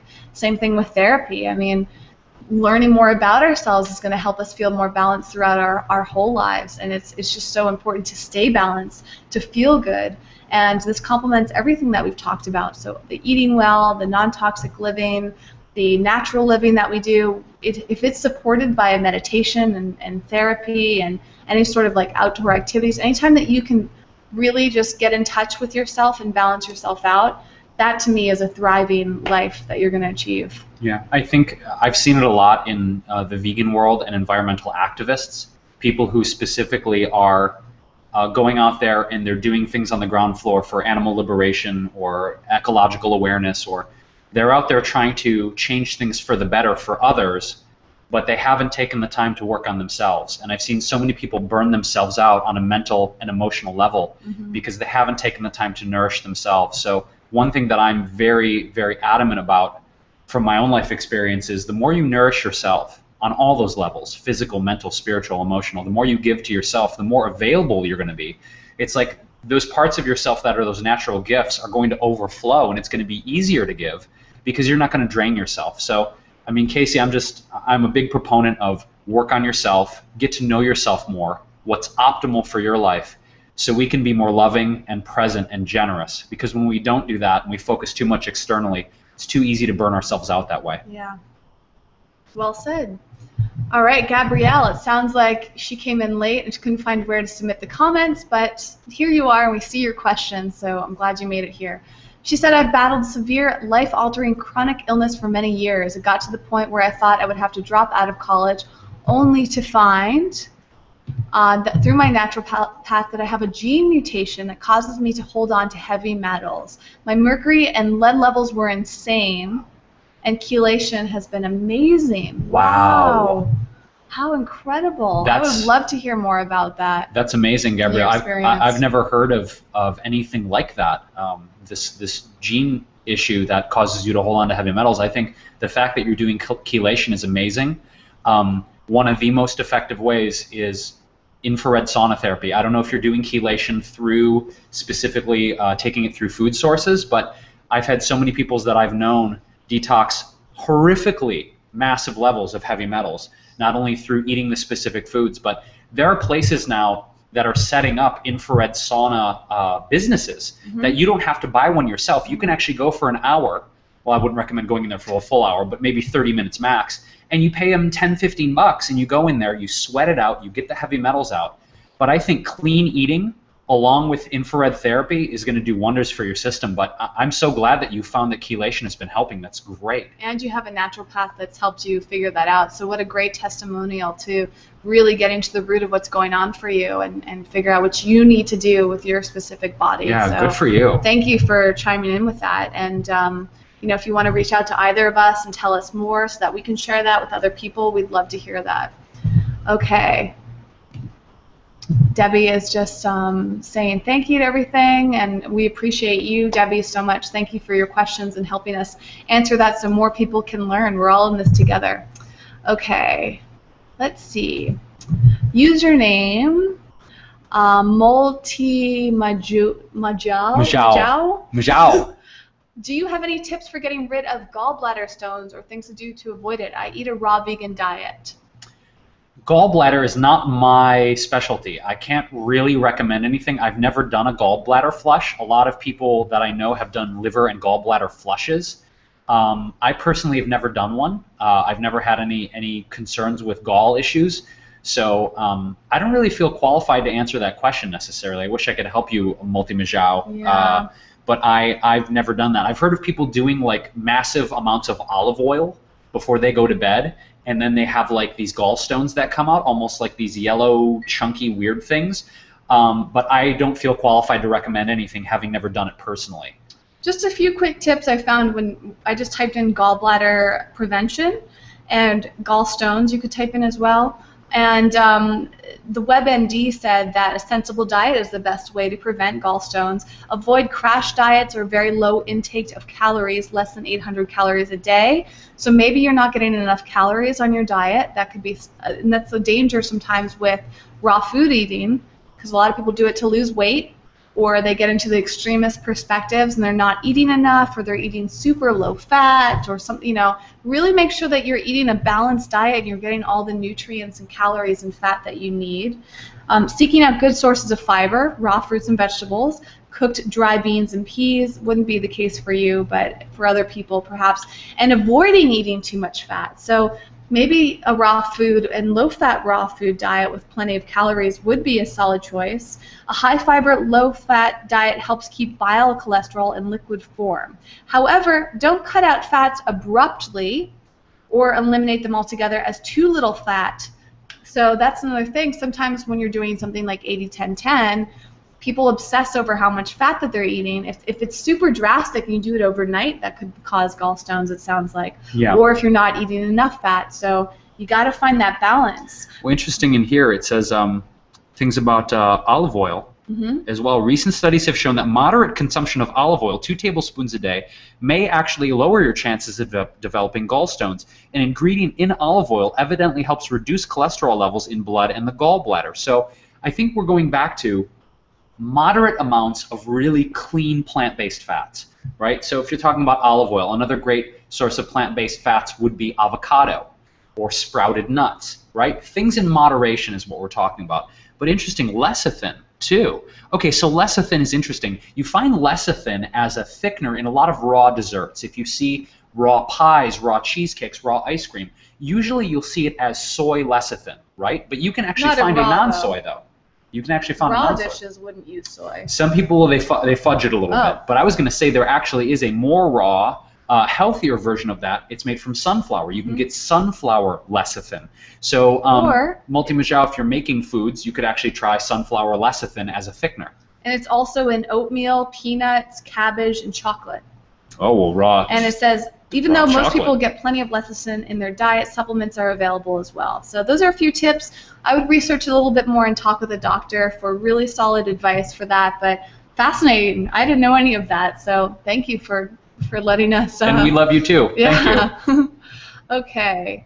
Username AsaMillet26 asks, is tempeh better for you than tofu? Here in Canada, tempeh is hard to come by. Can you suggest another alternative to tofu? I like the convenience of tofu to whip up quick suppers. Thank you for the session. Loving it so far. Cool. So real quick, tempeh is a fermented form of a fermented form of soy. It's usually organic and non-GMO. So from that perspective, it's easier for our bodies to digest. It'll have things like probiotics in it, a lot of things that are really healthy for us, and it's often less processed than tofu. But a high-quality organic tofu can be just as beneficial. You're just not going to get the fermented probiotic factor that you would with tempeh. So to me, that's the main points there. If it's hard to come by, you can order it online. I think it's a phenomenal way to enrich your dishes because it's flavorful, it's got a great texture. I think more so than tofu, which is so soft. Tempeh is like crunchy and kind of nutty, and you can make amazing bacon alternatives with tempeh, so it's fabulous if you can get it nearby, or just look at a few more stores. Maybe it's somewhere that you haven't found. Trader Joe's in Canada? I don't know if Trader Joe's is in Canada. They sell tempeh at a very low price, and I'm sure you can find some great websites. Just look for organic tempeh in shopping carts, and I bet you there's some places you can get it. And as far as another alternative to tofu, we're in love with hemp tofu. Oh, and that's a Canadian company. Yeah, Living Harvest. Yep. Yeah. That is phenomenal. Sadly, though, they kind of came and went recently. I haven't seen them in stores. Maybe the demand's been so high they ran out. Or it's been so low. I don't know, but it's so good. I hope Living Harvest doesn't give up on that product, because hemp tofu, it tastes and looks just like tofu, soy-based tofu, except it's soy-free, and it's just so amazing. Yeah. I want some right now. And okay, so here's a little hint on both tempeh and tofu for you. AsaMillet26, I don't know, I'm doing my best to pronounce, is marination, right? Because here's the thing. The big knock on tempeh and tofu is like, well, it's just so soy tasting.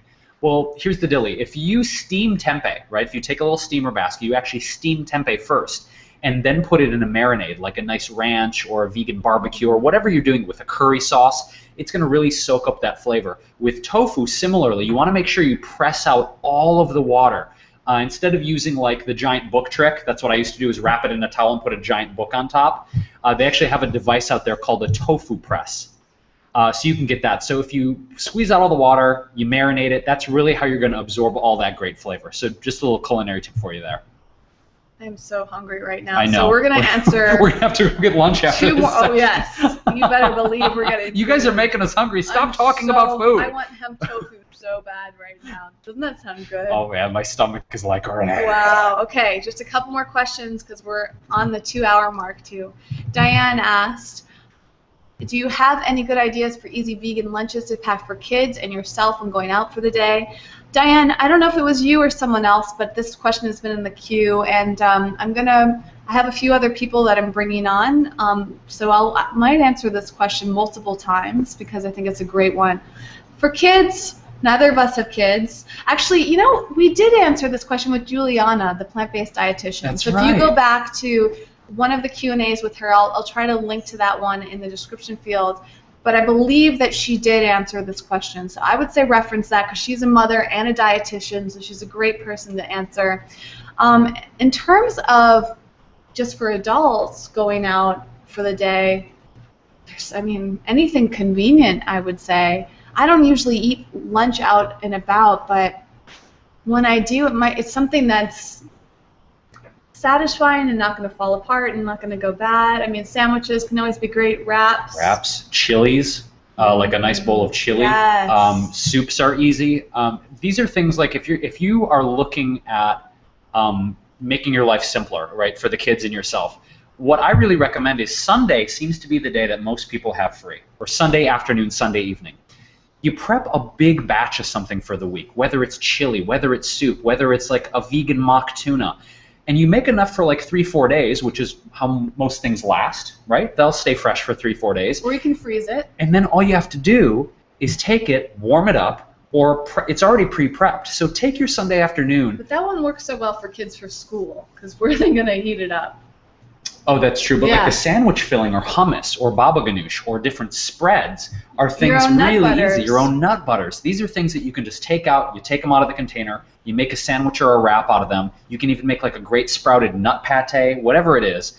And you've got things for the week. It's going to make your Monday through Friday easier that way. So I'm a huge fan of pre-prepping larger portions of things so your week is easier when you're making those lunches. Absolutely. But yeah, things that they can dip vegetables in. You mentioned almond butters. I mean, things like that are just so easy to do. But just carve out one day a week where you prep most of your food for the week. That's really going to save you a lot of time and stress. What's one food that you would, like your go-to food for on the go? Oh my goodness. Road trips, long days where you're away from home. I mean, listen, what I'll do is I'll honestly make like a triple batch of my green smoothie in the morning. And I'll bring that with me, right? And I'll have like another huge serving of my green smoothie because I know it's probably the most nutrient-dense thing I've made all day. If I need to, I can take a small cooler, like a little felt cooler, and put a few ice packs in it. So I'll actually just make a double or triple batch of smoothie and bring that as an on-the-go snack. Another thing too, I actually keep vegan or raw bars in my glove box. Food bars. Food bars. Yeah. So if you want to make or buy vegan food bars, stash 2 or 3 in your glove box. That was actually the other day where I was crashing a little bit, and I was like, oh God, please let there be a bar in the glove box today. And there was one, and it saved my butt, you guys. It saved my butt. What's your favorite? If you had to pick one bar, what would it be? Oh gosh. Mine would be Square bars. I'm obsessed with Square bars. That's like my go-to. I'm hungry. I want something quick. I go to Square bars. They're organic, non-GMO, and gluten-free, and soy-free. There's a new. Okay, so I really like. Just one. You only get one. Oh, what is the brand name? Is it 22 Days? Yeah. Yeah, I really like 22 Days. There's a guy, Marco, he's an awesome trainer, lives down in Miami. Was Jay-Z and Beyonce's personal trainer. Rad dude. He's got protein powders. He's got these vegan protein bars. I love them. So Marco, big props. But he's not 22 Days. Yeah, he is. Oh. I think that's 22 Days Nutrition, the bars. Show him the package. That's Mark. Oh, I thought you were talking about somebody else. No, oh. This is the brand, you guys. Oh, yeah, so this company is solid. They make a plant protein powder, and they also make bars. So yeah, this is Marco, great guy, super solid ingredients. If you can find these vegan protein bars, they're awesome. The bars or the powders can be great meal replacers too when you're on the go. For sure. I would just say, for me, my go-to thing, if I'm in a rush and I need something that's going to keep me satiated, I always, because around the corner, there's a place where I can get raw organic juice, cold pressed juice, and kale chips.